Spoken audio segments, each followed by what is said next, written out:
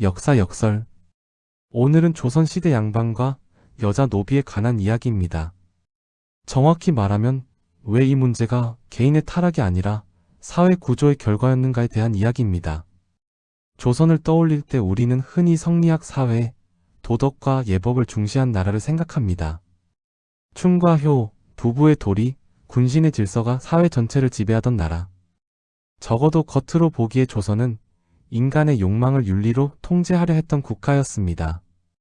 그러나 그 질서 이면에는 법과 관습이 끝내 보호하지 않았던 사람들이 존재했습니다. 그 중에서도 여자 노비는 가장 취약한 위치에 놓여 있었습니다. 이 이야기를 시작하기 전에 한 가지를 분명히 짚고 가야 합니다. 오늘의 이야기는 조선의 양반은 모두 악인이었다는 식의 단순한 도덕 판단이 아닙니다. 또한 과거를 현재의 기준으로 재단하기 위한 이야기도 아닙니다. 오히려 이 이야기는 어떤 사회 구조 안에서는 개인의 선악과 무관하게 특정한 폭력이 반복될 수밖에 없다는 사실, 그 구조가 어떻게 만들어졌고 어떻게 유지되었는지를 살펴보는 이야기입니다. 조선 사회에서 노비는 사람인 동시에 재산이었습니다. 이 말은 단순한 비유가 아닙니다. 법적으로도 행정적으로도 노비는 명백한 재산으로 분류되었습니다. 노비는 매매의 대상이 되었고 상속의 대상이 되었으며 재산 목록에 토지나 가축과 함께 기재되었습니다. 그리고 여자 노비는 그 중에서도 가장 복합적인 위치에 놓여 있었습니다. 여자 노비는 노동력이었고 동시에 출산이 가능한 존재였습니다. 이 말은 곧 노동력의 재생산 수단으로 인식되었다는 뜻이기도 합니다. 조선의 신분제는 혈통에 의해 유지되었습니다. 노비의 자식은 노비가 되었고 여자 노비가 아이를 낳는다는 것은 곧 주인의 재산이 늘어난다는 의미였습니다. 이 지점에서 이미 여자 노비의 몸은 단순한 개인의 영역이 아니게 됩니다. 그 몸은 곧 가문의 재산 구조와 직결되는 대상이 됩니다. 조선의 법은 이 문제를 어떻게 다루었을까요? 우리는 흔히 조선시대에도 간통제나 강간제가 있었다고 알고 있습니다. 맞는 말입니다. 그러나 그 법의 적용 대상은 매우 제한적이었습니다. 강간제는 분명 존재했지만 그 피해자는 기본적으로 양인 여성을 상정하고 있었습니다. 노비, 특히 자기 집 노비는 그 범주에서 자연스럽게 배제되었습니다. 왜냐하면 법의 시선에서 노비는 권리를 침해당한 개인이 아니라 주인의 관리 대상이었기 때문입니다. 주인이 자기 노비에게 어떤 행위를 했는가는 국가가 적극적으로 개입해야 할 범죄라기보다는 집안 내부의 문제, 다시 말해 사적인 영역으로 취급되었습니다. 이 때문에 오늘날의 기준으로 보면 명백한 성폭력에 해당하는 일들이 당시에는 법적 판단의 중심에 서지 못했습니다. 실제 기록을 보면 이 구조는 더욱 선명하게 드러납니다. 조선 왕조실록에는 양반이 여자 노비를 범해 문제가 된 사건들이 드물지만 분명히 등장합니다. 그런데 이 사건들을 자세히 읽어보면 우리가 예상하는 것과 전혀 다른 논점이 중심에 놓여 있음을 알 수 있습니다. 어느 양반이 자기 집 여자 노비를 반복적으로 불러들여 관계를 맺고 그 결과 노비가 임신을 하게 됩니다. 임신 사실이 외부로 알려질 조짐이 보이자 양반은 이를 숨기기 위해 노비를 폭행하거나 격리합니다. 결국 이 사실이 관청에까지 보고됩니다. 하지만 조사 과정에서 가장 중요하게 다뤄진 질문은 이것이었습니다. 이 여자가 강제로 당했는가? 가 아니라 이 일이 외부의 재산권을 침해했는가? 였습니다. 만약 피해 여자가 다른 집의 노비였다면 혹은 관청 소속의 관비였다면 이 사건은 즉각적인 처벌로 이어졌을 가능성이 큽니다. 그러나 자기 집 노비였기 때문에 이 사건은 과도한 체벌이나 풍기문란 정도로 축소됩니다. 처벌이 내려지더라도 가문의 체면을 고려한 가벼운 조치에 그치는 경우가 대부분이었습니다. 이 기록이 우리에게 말해주는 것은 분명합니다. 조선 사회에서 문제의 기준은 여자의 피해가 아니라 소유권의 침해 여부였습니다. 이 구조는 조선 후기로 갈수록 더욱 심각해집니다. 그 이유는 단순히 도덕이 무너졌기 때문이 아닙니다. 오히려 사회 구조 자체가 변했기 때문입니다. 조선 후기에는 양반의 수가 급격히 늘어납니다. 본래 양반은 극소수의 지배층이었지만 후기로 갈수록 족보를 사고 문중을 조작해 형식적으로 양반 신분을 갖춘 사람들이 대거 등장합니다. 문제는 신분은 늘어났지만 경제적 기반은 따라주지 못했다는 점입니다. 벼슬자리는 한정되어 있고 토지는 소수에게 집중되면서 많은 양반 가문이 실제로는 빈곤한 상태에 놓이게 됩니다. 그러나 체면은 여전히 지켜야 했습니다. 조선 사회에서 체면은 단순한 자존심이 아니라 신분을 유지하는 핵심 요소였기 때문입니다. 이때 가장 쉽게 통제할 수 있고 가장 적은 비용으로 권력을 행사할 수 있는 대상이 바로 노비였습니다. 그 중에서도 여자 노비는 노동력과 출산이라는 두 가지 역할을 동시에 요구받는 존재였습니다. 여기에 하나의 요소가 더해집니다. 바로 노비 제도의 동요입니다. 조선 후기로 갈수록 도망 노비가 급증합니다. 법적으로는 여전히 노비 제도가 유지되고 있었지만 현실에서는 점점 통제가 어려워지고 있었습니다. 이 불안은 주인에게 이렇게 작용합니다. 지금 통제하지 않으면 머지않아 이 재산을 잃을지도 모른다. 이러한 불안 속에서 통제는 더욱 노골적으로 변합니다. 여자 노비의 혼인, 거주, 노동은 물론이고 몸의 사용까지 주인의 권한으로 간주되는 일이 빈번해집니다. 이 시기의 기록을 보면 여자 노비가 주인의 성적 요구를 거부했다가 폭행을 당하거나 다른 지역으로 팔려가거나 강제로 혼인시키는 사례들이 반복적으로 등장합니다. 이 모든 과정에서 여자 노비의 의사는 거의 고려되지 않습니다. 그렇다면 성리학은 왜 이 문제를 막지 못했을까요? 조선은 분명 성리학 국가였습니다.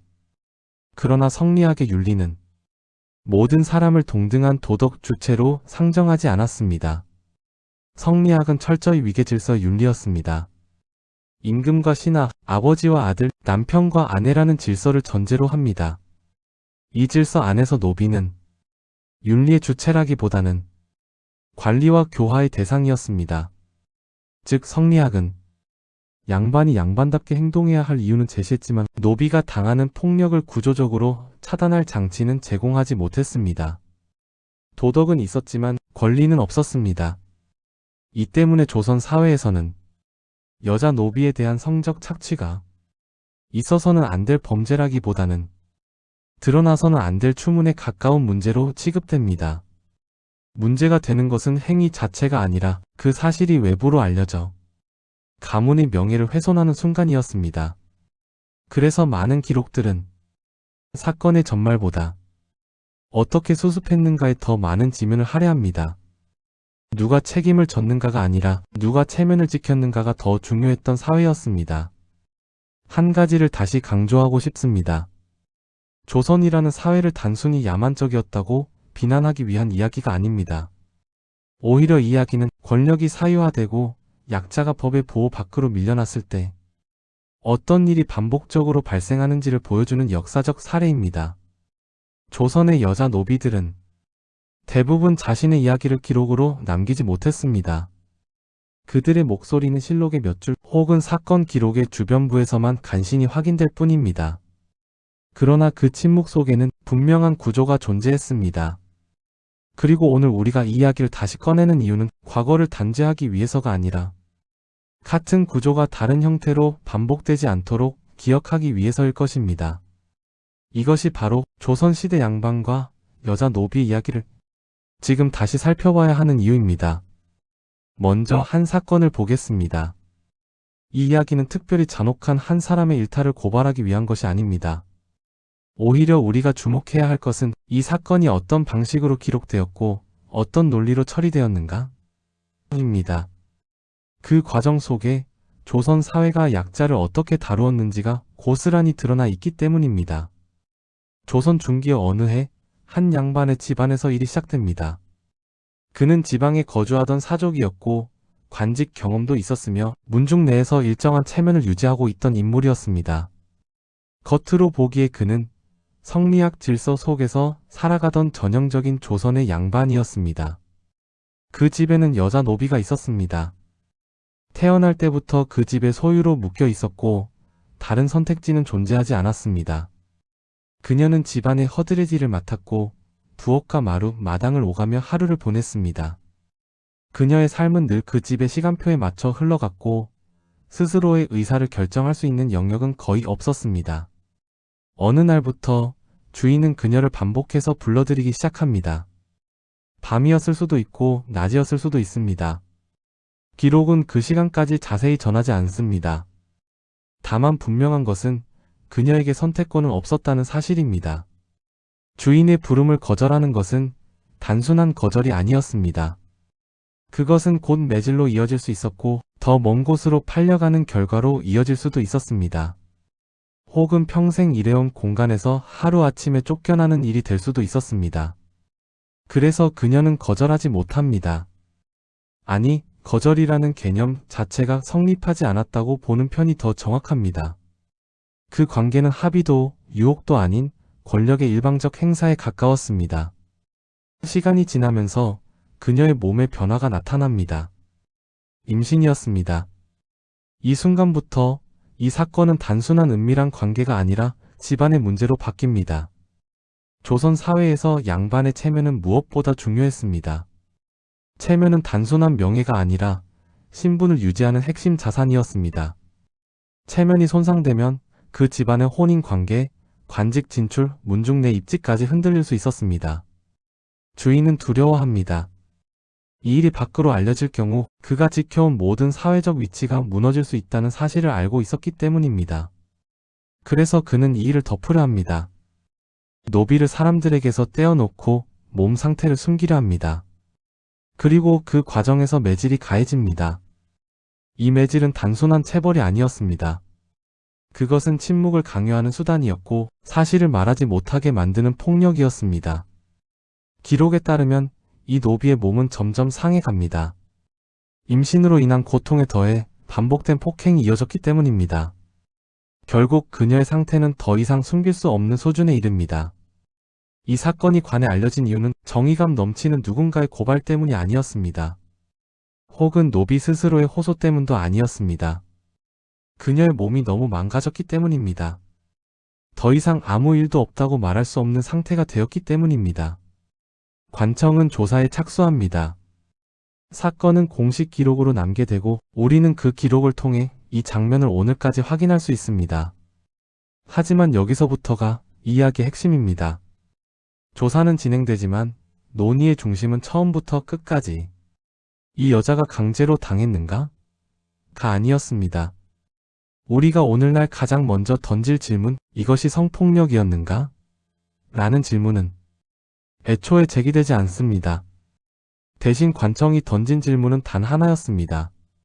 주인이 자기 노비를 다룬 것이 죄가 되는가? 이 질문은 냉정하지만 조선 사회의 법적 사고를 정확히 드러냅니다. 노비는 권리를 침해당한 개인이 아니라 관리 대상이자 소유물이었기 때문입니다. 관청은 사건을 검토합니다. 그리고 곧 판단에 이릅니다. 이 노비는 다른 집의 노비가 아닙니다. 관청 소속의 관비도 아닙니다. 바로 그 양반 자신의 집에 속한 노비입니다. 이 사실 하나로 사건의 성격은 완전히 달라집니다. 만약 피해자가 다른 집의 노비였다면 이는 명백한 재산권 침해로 다뤄졌을 것입니다. 주인은 중한 처벌을 받았을 가능성이 큽니다. 그러나 자기 집 노비였기 때문에 이 사건은 집안 내부의 문제, 다시 말해 가정사에 가까운 일로 분류됩니다. 결론은 명확합니다. 주인의 처사는 부적절했을 수는 있으나 국가가 강하게 개입할 범죄는 아니라는 판단입니다. 양반은 가벼운 꼬지람을 받습니다. 체면을 손상시키지 않는 선에서 사건은 조용히 정리됩니다. 그리고 기록은 그 지점에서 멈춥니다. 우리는 그 이후를 알지 못합니다. 그 노비가 아이를 낳았는지, 아이의 운명이 어떻게 되었는지, 그녀가 그 집에서 계속 살아갔는지, 아니면 어느 날 조용히 사라졌는지. 기록은 말해주지 않습니다. 하지만 바로 그 침묵이 이 기록의 가장 중요한 부분입니다. 이 사건이 중요한 이유는 이것이 유난히 잔혹한 한 사람의 범죄를 보여주기 때문이 아닙니다.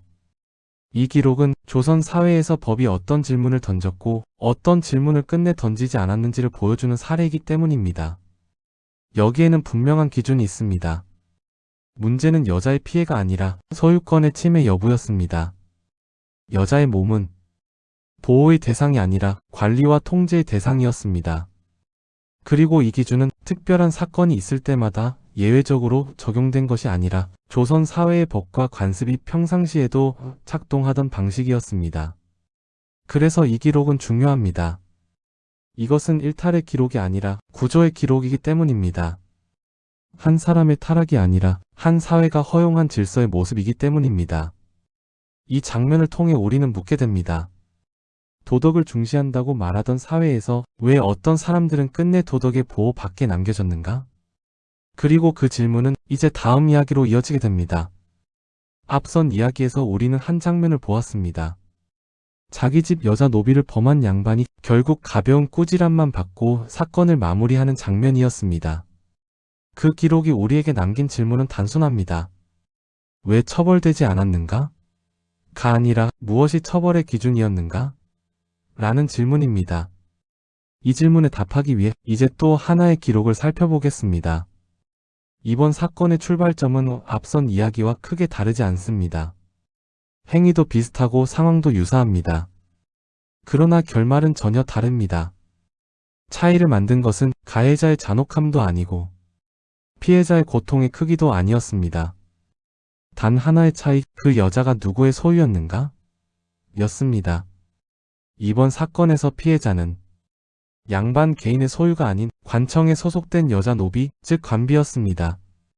관비는 국가의 소유였습니다.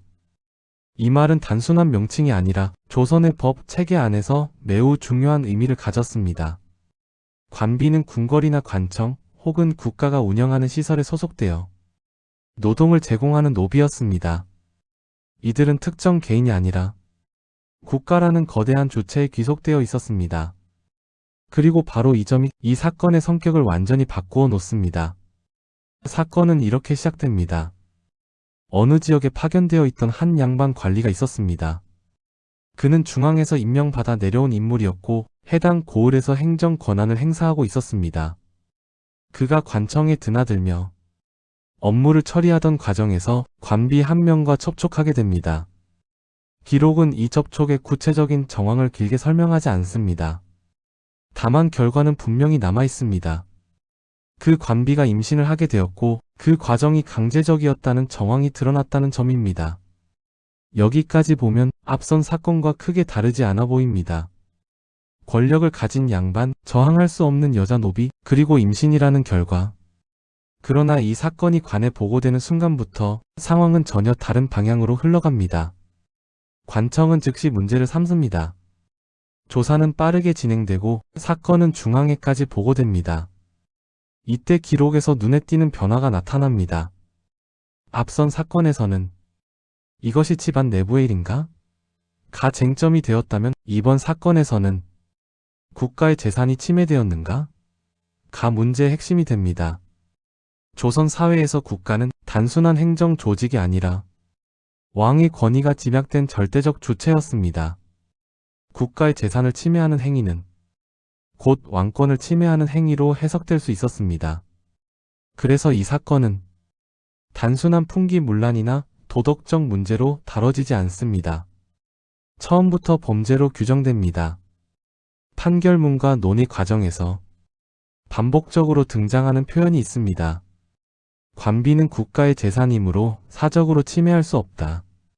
이 문장은 조선 사회의 법적 사고를 가장 노골적으로 드러내는 문장 중 하나입니다. 여기서 보호받는 것은 여자의 몸도 아니고 그녀의 고통도 아닙니다. 보호의 대상은 국가의 소유권입니다. 이 관비는 한 개인의 노비가 아닙니다. 누군가의 집안일로 덮을 수 있는 존재가 아닙니다. 그녀는 국가의 관리 대상이자 재산이었고 따라서 이를 침해한 행위는 국가 질서를 어지럽힌 것으로 간주됩니다. 결과는 분명합니다. 이 양반은 파직됩니다. 혹은 지역과 상황에 따라 유배, 장형 등 중한 처벌을 받습니다. 그의 관직 경력은 사실상 끝나고 문중에도 큰 타격을 입습니다. 이때 우리는 다시 한번 중요한 질문을 던지게 됩니다. 왜 이번에는 이렇게 단호했을까요? 그 이유는 간단합니다. 이번에는 개인의 체면보다 국가의 권리가 우선이었기 때문입니다. 이 지점에서 앞선 사건과 이번 사건을 나란히 놓고 보면 조선 사회의 기준이 명확히 드러납니다. 행위는 거의 동일합니다. 권력을 가진 양반이 저항할 수 없는 여자 노비를 범한 사건입니다. 그러나 판단의 기준은 일관되게 한 곳을 향하고 있습니다. 그 기준은 여자의 피해가 아닙니다. 강제성이 있었는가도 아닙니다. 오직 하나, 소유권의 주체입니다. 자기 집 노비일 경우 그녀는 주인의 관리 대상입니다. 주인이 잘못 다루었을 수는 있지만 국가가 강하게 개입할 사안은 아닙니다. 그러나 관비일 경우 그녀는 국가의 자산입니다. 이를 사적으로 침해한 순간 그 행위는 곧 국가 질서에 대한 도전이 됩니다. 그래서 같은 행위가 완전히 다른 결과로 이어집니다. 이 차이는 우연이 아닙니다. 조선 사회가 작동하던 정상적인 기준이었습니다. 이 구조를 이해하면 우리는 조선 사회의 도덕 담론을 조금 다른 시선으로 보게 됩니다. 조선은 분명 도덕을 강조한 사회였습니다.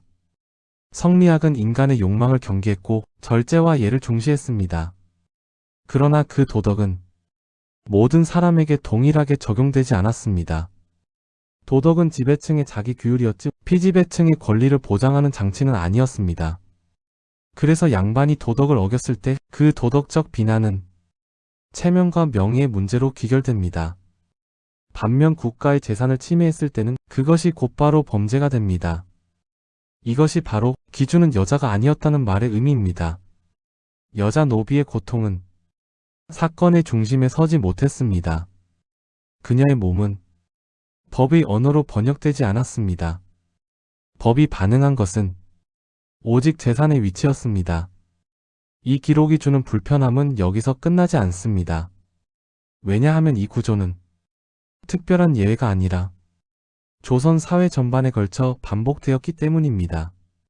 관비를 범한 사건은 엄중히 처벌되었지만 그 처벌은 결코 여자 노비를 보호하기 위한 장치로 확장되지 않았습니다. 국가는 자신의 소유를 지켰을 뿐 노비 개인의 권리를 인정하지는 않았습니다. 그래서 관비는 국가가 필요할 때만 보호받는 존재였습니다. 그 보호는 인권이 아니라 소유권에 기반한 보호였습니다. 이 장면을 통해 우리는 조선 사회의 법과 윤리가 어디를 향하고 있었는지를 분명히 보게 됩니다. 조선의 법은 사람을 중심으로 설계되지 않았습니다. 질서와 소유를 중심으로 설계되었습니다. 그리고 그 질서의 가장 아래에서 여자 노비는 항상 판단의 대상이 아니라 판단의 전제가 되는 존재였습니다. 이 기록은 말해줍니다. 조선 사회에서 여자 노비는 사람이면서 동시에 사람으로 취급되지 않을 수 있었던 존재였다는 사실을. 그리고 바로 이 지점에서 앞선 이야기와 이번 이야기는 하나로 이어집니다. 자기 집 노비이든 관비이든 그녀의 몸은 결코 그녀 자신의 것이 아니었습니다. 차이는 단 하나, 그 소유권이 개인에게 있었는가, 국가에게 있었는가? 였습니다. 이것이 바로 조선시대 여자 노비가 놓여있던 현실이었습니다. 그리고 이 구조는 조선 후기로 갈수록 더 노골적이고 더 잔인한 형태로 드러나게 됩니다. 그 이야기가 이제 다음 장에서 이어지게 됩니다. 앞선 두 장면을 통해 우리는 한 가지 사실을 확인했습니다. 조선 사회에서 여자 노비에 대한 성적 착취는 개인의 일탈이기 이전에 허용된 구조 속에서 발생했다는 점입니다. 그렇다면 여기서 한 가지 질문이 남습니다. 이 구조는 조선 초기부터 끝까지 동일했을까요? 아니면 시간이 흐르면서 점점 더 노골적이고 폭력적인 형태로 변했을까요? 기록을 따라가 보면 답은 분명합니다. 이 문제는 조선 후기로 갈수록 더 자주, 더 거칠게, 더 공개적으로 드러납니다. 그 이유는 단 하나가 아닙니다. 여러 변화가 겹치며 여자 노비를 둘러싼 환경을 점점 더 취약하게 만들었기 때문입니다. 먼저 조선 후기 사회의 풍경부터 살펴볼 필요가 있습니다. 조선 전기까지만 해도 양반은 분명 소수였습니다. 관직에 진출할 수 있는 집단이었고 학문과 토지를 함께 가진 지배층이었습니다. 그러나 조선 후기로 접어들면서 양반이라는 신분은 점점 희석되기 시작합니다. 족보가 사고 팔리기 시작합니다. 문중이 늘어나고 양반 가문이라는 외형만 갖춘 집단이 급속도로 증가합니다. 양반이라는 이름은 여전히 권위를 가졌지만 그 안에 담긴 경제적 기반은 점점 약해집니다. 이것이 조선 후기 사회의 첫 번째 균열이었습니다. 양반의 수는 늘어났습니다. 그러나 토지는 늘어나지 않았습니다. 오히려 토지는 소수의 가문으로 집중됩니다. 벼슬길은 더 좁아졌고 중앙 관직은 이미 포화 상태였습니다. 과거에 급제해도 벼슬을 얻지 못하는 일이 흔해집니다. 이때 등장한 것이 우리가 흔히 말하는 몰락 양반입니다. 몰락 양반은 신분을 잃지 않았습니다. 그러나 삶의 방식은 이미 무너져 있었습니다. 이들은 여전히 양반의 체면을 요구받았습니다. 옷차림, 말투, 혼인관계, 그리고 주변 사람들의 시선까지. 하지만 그 체면을 지탱할 돈은 없었습니다. 바로 이 지점에서 여자 노비의 위치가 급격히 흔들리기 시작합니다. 몰락한 양반에게 노비는 단순한 노동력이 아니었습니다. 노비는 자신이 아직 지배자임을 확인시켜주는 마지막 수단이었습니다. 밖에서는 권위를 행사할 수 없지만 집 안에서는 여전히 주인이었습니다. 그리고 그 권위가 가장 직접적으로 작동하는 대상이 바로 노비, 그 중에서도 여자 노비였습니다. 조선 사회에서 노비는 주인의 통제 아래 있었습니다. 혼인은 주인의 허락 없이는 불가능했고 거처도 주인의 결정에 따라 바뀌었습니다. 그리고 몸의 사용 역시 명문화되지 않았을 뿐 사실상 주인의 권한으로 인식되는 경우가 많았습니다. 이 구조는 조선 초기부터 존재했습니다. 그러나 조선 후기에 들어 이 권한은 점점 더 노골적으로 행사됩니다. 왜냐하면 주인이 느끼는 불안이 그만큼 커졌기 때문입니다. 몰락한 양반에게 여자 노비는 이중적인 의미를 지니게 됩니다. 첫째, 여전히 집안의 노동을 담당하는 존재입니다. 밥을 짓고 옷을 빨고 집안을 유지하는 역할을 합니다. 그러나 동시에 여자 노비는 출산을 통해 재산을 늘릴 수 있는 존재로 인식됩니다. 노비의 자식은 노비가 됩니다. 즉, 여자 노비가 아이를 낳는다는 것은 장기적으로 집안의 노동력이 늘어난다는 뜻입니다. 이 인식은 후기로 갈수록 더욱 노골화됩니다. 여자 노비의 몸은 노동력의 원천이자 재산 증식의 수단으로 동시에 취급됩니다. 그리고 이때 성적 착취는 더 이상 예외적인 일탈이 아니라 경제적 계산 속으로 들어오게 됩니다. 두 번째 변화는 몰락한 양반의 심리 상태입니다. 이들은 늘 위기감 속에 살아갑니다. 언제 신분이 무너질지 모른다는 불안, 언제 가문이 완전히 몰락할지 모른다는 공포. 이 불안은 바깥으로 향하지 못합니다. 국가를 향해 분노할 수도 없고 토지를 독점한 거대 가문에 맞설 수도 없습니다. 그래서 이 불안은 가장 약한 존재를 향해 쏟아집니다. 여자 노비는 그 불안이 해소되는 공간이 됩니다. 통제할 수 있다는 감각, 명령이 즉각적으로 작동한다는 경험, 저항이 허용되지 않는 관계. 이 모든 것이 몰락한 양반에게 마지막으로 남은 권력이었습니다. 이제 세 번째 변화로 넘어가 보겠습니다. 이 변화는 역설적이게도 노비 제도가 흔들리기 시작하면서 발생합니다. 조선 후기로 갈수록 도망 노비가 급증합니다. 전쟁과 흉년, 행정력의 약화, 그리고 노비 관리 체계의 붕괴가 겹치면서 노비를 통제하는 것이 점점 어려워집니다. 문서상으로는 여전히 노비이지만 현실에서는 주인의 손을 벗어나는 경우가 늘어납니다. 이 상황은 주인에게 아주 다른 방식으로 인식됩니다. 이 제도가 곧 무너질지도 모른다. 지금 가지고 있는 권한을 지금 행사하지 않으면 영영 잃을지도 모른다. 이 생각은 통제를 더 거칠게 만듭니다. 통제가 흔들릴수록 주인은 더 강하게 통제하려 듭니다. 그래서 조선 후기의 기록을 보면 여자 노비에 대한 폭력이 더 빈번하게 등장합니다. 매질 감금, 강제 이동, 그리고 성적 착취까지. 이 모든 것이 노비 제도가 붕괴되기 직전에 오히려 더 심화되는 모습을 보입니다. 이 현상은 조선만의 특수한 사례가 아닙니다. 역사적으로도 지배 구조가 무너지기 직전일수록 약자에 대한 폭력은 더 노골화되는 경향이 있습니다. 권력이 안정될 때는 굳이 폭력을 드러낼 필요가 없습니다. 그러나 권력이 흔들릴 때 폭력은 가장 쉬운 통제 수단이 됩니다. 조선 후기의 여자 노비는 바로 그 지점에 놓여 있었습니다. 이제 이 세 가지 변화가 어떻게 하나로 겹쳐졌는지 보겠습니다. 양반은 늘어났지만 가난해졌고 몰락한 양반은 체면을 지켜야 했으며 노비 제도는 무너질 조짐을 보이고 있었습니다. 이 모든 불안이 하나의 방향으로 모입니다. 집 안으로, 그리고 가장 약한 존재를 향해. 여자 노비의 몸은 그 불안이 집약되는 지점이 됩니다. 그녀의 몸은 노동의 공간이자 출산의 공간이자 권력 행사의 공간이 됩니다. 이 과정에서 여자 노비의 의사는 완전히 지워집니다. 조선 후기로 갈수록 기록 속 표현도 달라집니다. 초기에는 은근히 표현되던 사건들이 후기로 갈수록 더 직접적인 언어로 등장합니다. 폭행, 강간, 감금이라는 표현이 점점 더 빈번하게 등장합니다. 이것은 단지 기록 방식의 변화가 아닙니다. 현실에서 실제로 그러한 사건이 늘어났다는 반증이기도 합니다. 여기서 중요한 점은 이것입니다. 이 문제는 어떤 한 세대의 도덕적 타락으로 설명될 수 없습니다. 조선 후기 사람들의 윤리가 갑자기 나빠졌기 때문도 아닙니다. 오히려 그 반대입니다. 성리학적 도덕은 여전히 강조되었습니다. 강론은 더 많아졌고 윤리 담론은 더 정교해졌습니다.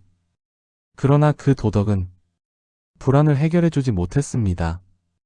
경제적 몰락, 사회적 불안, 제도의 붕괴 앞에서 도덕은 행동을 제어하는 힘을 잃습니다. 그 자리를 대신한 것이 노골적인 권력 행사였습니다. 그래서 조선 후기의 문제는 더 잔인하게 보입니다. 그것은 사람들이 더 나빠졌기 때문이 아니라 억제 장치가 사라졌기 때문입니다. 법은 여전히 존재했지만 노비를 보호하는 방향으로 작동하지 않았고 윤리는 있었지만 약자를 지키는 방향으로 확장되지 않았습니다. 그 결과 여자 노비는 모든 불안과 폭력이 집중되는 위치에 놓입니다. 이 장면을 통해 우리가 알 수 있는 것은 분명합니다. 조선 후기의 여자 노비 문제는 단일한 원인으로 설명할 수 있는 문제가 아닙니다. 신분 구조의 팽창, 경제적 몰락, 제도의 붕괴, 그리고 불안한 권력의 심리가 서로 얽히며 만들어낸 결과였습니다. 그래서 이 문제는 시간이 갈수록 더 심각해졌고 더 이상 숨길 수 없는 수준으로 드러났습니다. 그리고 바로 이 지점에서 앞선 두 장면과 이야기는 하나로 연결됩니다. 처벌의 기준은 여자가 아니었고 법의 보호는 소유권에 따라 달라졌으며 후기로 갈수록 그 구조는 더 많은 폭력을 허용하게 되었습니다. 이것이 바로 조선 후기로 갈수록 여자 노비 문제가 더 심각해진 이유입니다. 이쯤에서 많은 분들이 같은 질문을 던지게 됩니다. 조선은 성리학 사회였는데 왜 이런 일이 가능했을까? 도덕과 예를 그렇게 강조하던 나라에서 어떻게 이런 폭력이 반복될 수 있었을까? 이 질문은 매우 자연스럽습니다. 왜냐하면 조선이라는 국가는 스스로를 도덕 국가로 규정했기 때문입니다. 왕은 도덕의 수호자였고 관료는 도덕의 실천자였으며 양반은 도덕을 몸으로 보여주는 계층이라고 여겨졌습니다. 그러나 이 질문에 대한 답은 성리학이 실패했기 때문이 아닙니다. 오히려 성리학이 너무 충실하게 작동했기 때문에 가능한 일이었습니다. 성리학은 인간을 평등하게 바라보는 윤리가 아니었습니다. 성리학은 세상을 질서로 이해하는 사상이었습니다. 하늘 아래 모든 것은 제자리가 있고 그 자리를 지킬 때 세상은 안정된다고 보았습니다. 이때 중요한 것은 개인의 감정이나 권리가 아니라 관계의 질서였습니다. 임금과 신하, 아버지와 아들, 남편과 아내. 이 관계는 수평이 아니라 철저히 수직이었습니다.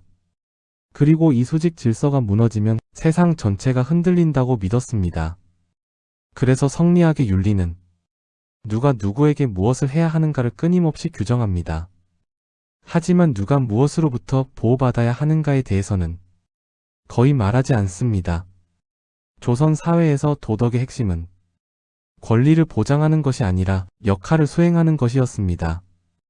임금은 임금답게 행동해야 했고 신하는 신하다워야 했으며 아비는 아비답고 아들은 아들다워야 했습니다. 이 질서 안에서 각자는 자신의 자리를 지키는 한 도덕적인 존재로 인정받았습니다. 문제는 이 질서가 누구를 중심으로 설계되었는가? 입니다. 성리학적 질서의 중심에는 늘 지배층 남성이 있었습니다. 임금은 남성이었고 대부분의 관료도 남성이었으며 가문의 대표 역시 남성이었습니다. 성리학의 언어는 이 남성들이 어떻게 절제해야 하는가를 말합니다. 분노를 억제하라, 사욕을 경계하라, 예를 지켜라. 그러나 이 모든 말은 힘을 가진 사람을 향한 자기 규율이었습니다. 힘이 없는 사람을 어떻게 보호할 것인지는 성리학의 주요 관심사가 아니었습니다. 이제 노비의 위치를 이 질서 속에 놓아보겠습니다. 노비는 성리학적 질서에서 완전한 도덕 주체로 상정되지 않았습니다. 그들은 스스로 예를 실천하는 존재가 아니라 예의 적용 대상이었습니다. 즉 노비는 도덕을 행하는 사람이 아니라 도덕의 관리 대상이었습니다. 주인이 노비를 잘 다스리는 것이 중요했지 노비가 스스로 권리를 주장하는 것은 질서를 어지럽히는 행위로 인식되었습니다. 특히 여자 노비는 이 질서의 가장 아래 위치했습니다. 여성은 이미 남성에게 종속된 존재로 이해되었고 노비는 이미 주인에게 종속된 존재로 이해되었습니다. 여자 노비는 이 두 가지 종속이 겹쳐진 존재였습니다. 성리학의 눈으로 보면 그녀는 독립된 윤리적 판단의 주체가 아니라 이중으로 관리되어야 할 대상이었습니다. 이 때문에 성리학은 여자 노비가 겪는 폭력을 구조적으로 문제 삼지 못합니다. 왜냐하면 성리학이 바라보는 문제의 초점은 항상 윗사람의 도덕성이었기 때문입니다. 주인이 방탕하면 문제이고 주인이 지나치게 잔혹하면 문제입니다. 그러나 그 문제는 노비가 고통을 겪었다는 이유 때문이 아니라 주인이 자기 역할을 어겼다는 이유에서 제기됩니다. 이 차이는 매우 중요합니다. 성리학은 폭력을 절대적으로 금지하지 않았습니다. 폭력을 문제 삼는 기준은 그 폭력이 질서를 해치는가? 였습니다. 자기 집 노비를 다스리는 과정에서의 폭력은 질서를 유지하는 수단으로 간주될 여지가 있었습니다. 반면 국가의 질서를 흔드는 폭력은 엄격히 처벌되었습니다. 그래서 앞선 이야기에서 보았듯 관비를 범한 사건은 중하게 처벌되었지만 자기 집 노비를 범한 사건은 집안일로 축소될 수 있었습니다. 성리학은 이러한 판단을 정당화하는 언어를 제공했습니다. 가정은 작은 국가다. 집안을 다스리지 못하는 자는 나라를 다스릴 수 없다. 이 말은 표면적으로는 자기 수양을 강조하는 말처럼 보입니다.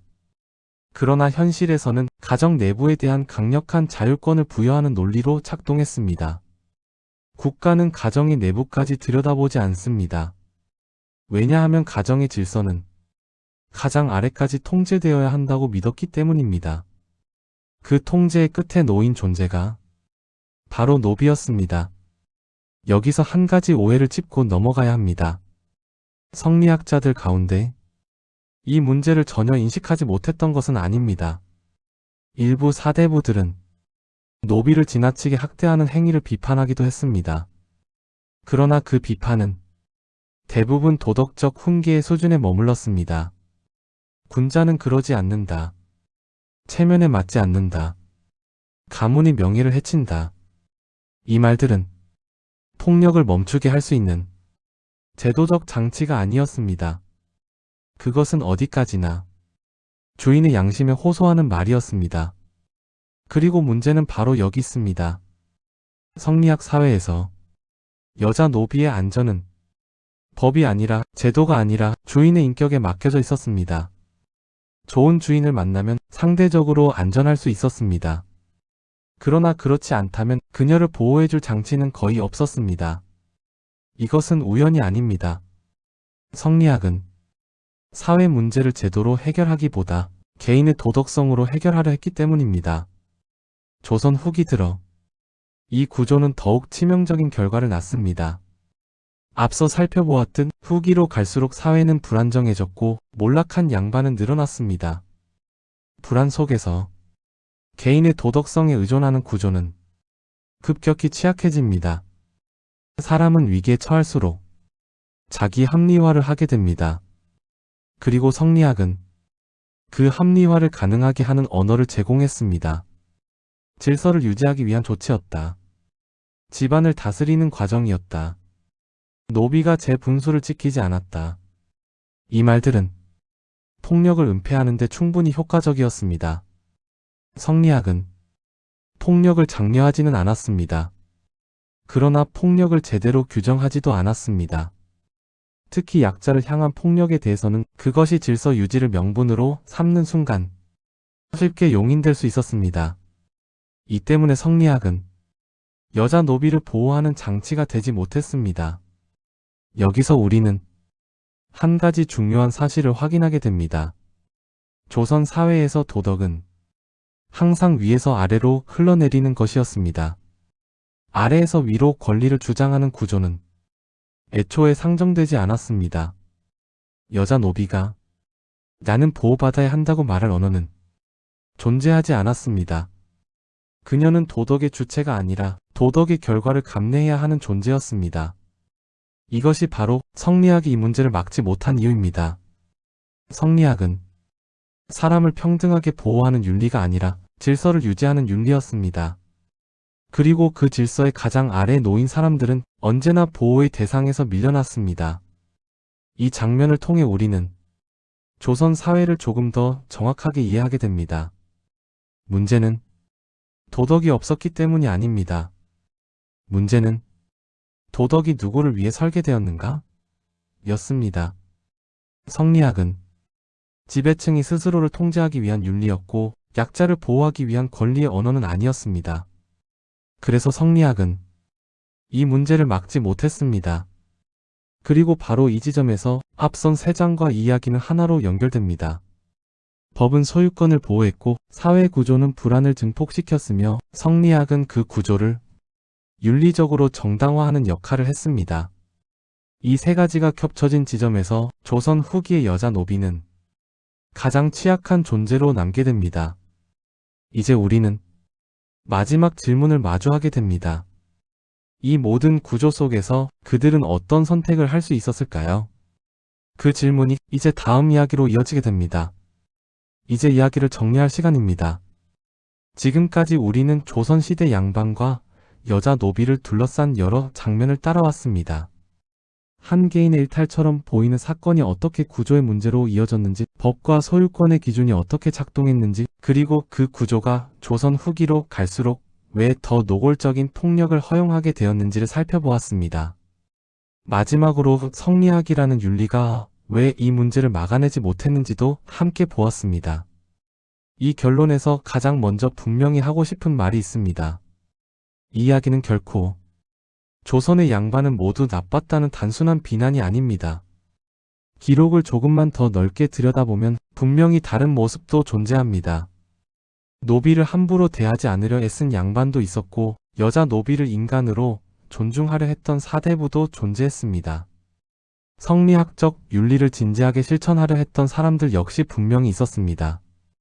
이 사실을 부정할 필요는 없습니다. 그리고 그것을 부정해서도 안 됩니다.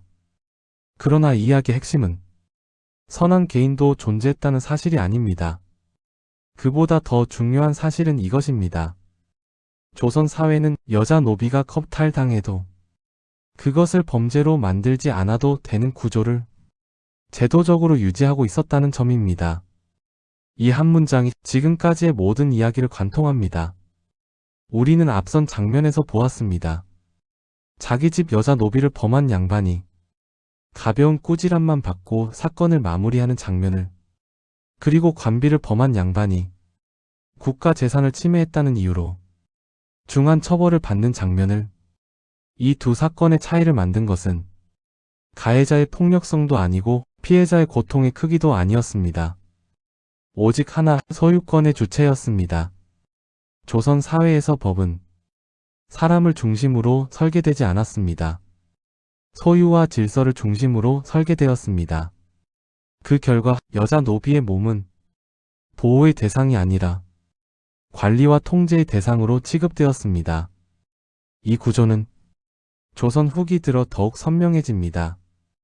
양반의 수는 늘어났고 몰락한 양반은 증가했으며 노비 제도는 흔들리기 시작했습니다. 불안한 사회는 항상 가장 약한 곳으로 압력을 전달합니다. 그 압력은 법의 언어로 표현되지 않고 일상의 폭력으로 나타납니다. 여자 노비의 몸은 그 압력이 모이는 지점이었습니다. 노동의 수단이었고 재산 증식의 수단이었으며 권력을 확인하는 수단이었습니다. 이 모든 것이 겹쳐진 결과 여자 노비는 사회 전체의 불안과 폭력이 집중되는 위치에 놓이게 됩니다. 그리고 성리학은 이 구조를 멈추는 역할을 하지 못했습니다.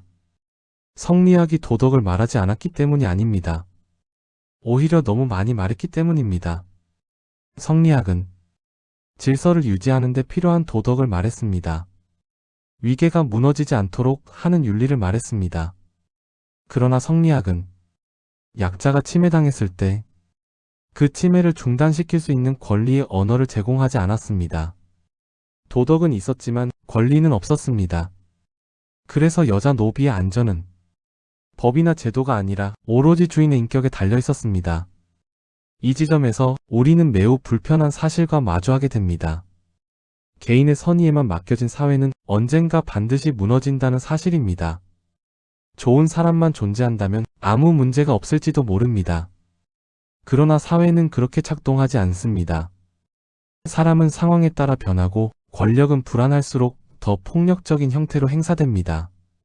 제도가 이를 제어하지 못할 때 그 폭력은 가장 약한 사람에게 향하게 됩니다.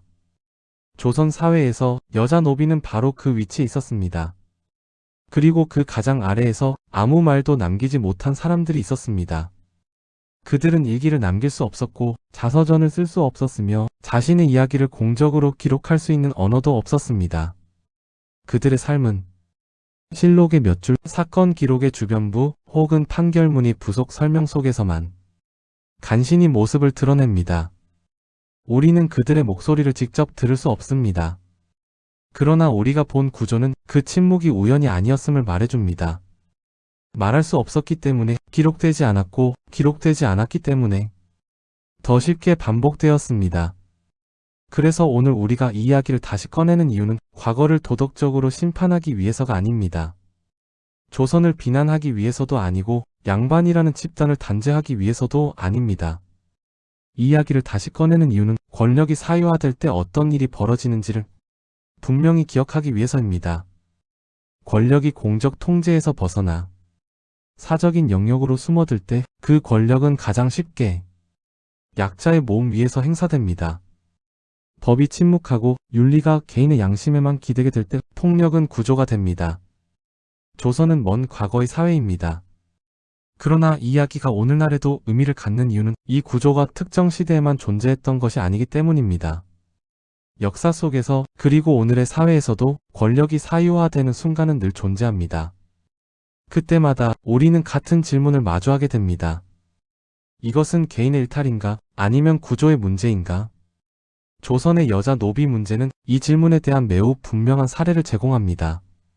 이 이야기를 통해 우리가 기억해야 할 것은 단순합니다.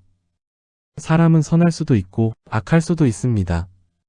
그러나 사회는 그 가능성에만 기대어 설계되어서는 안 됩니다. 누군가의 선의에 의존하는 구조는 언젠가 반드시 한계를 드러냅니다. 조선 사회는 그 한계를 분명하게 보여주었습니다. 그리고 그 대가는 항상 말할 수 없던 사람들이 치렀습니다. 이제 이야기를 마치려 합니다. 오늘 우리는 조선시대 양반과 여자 노비의 이야기를 통해 한 사회가 무엇을 범죄로 만들고 무엇을 침묵 속에 남겨두었는지를 보았습니다. 이것은 과거의 이야기지만 동시에 현재를 비추는 이야기이기도 합니다. 권력이 어디에 있는지, 그 권력이 누구의 삶 위에서 작동하는지, 그리고 그 권력을 제어하는 장치는 무엇인지.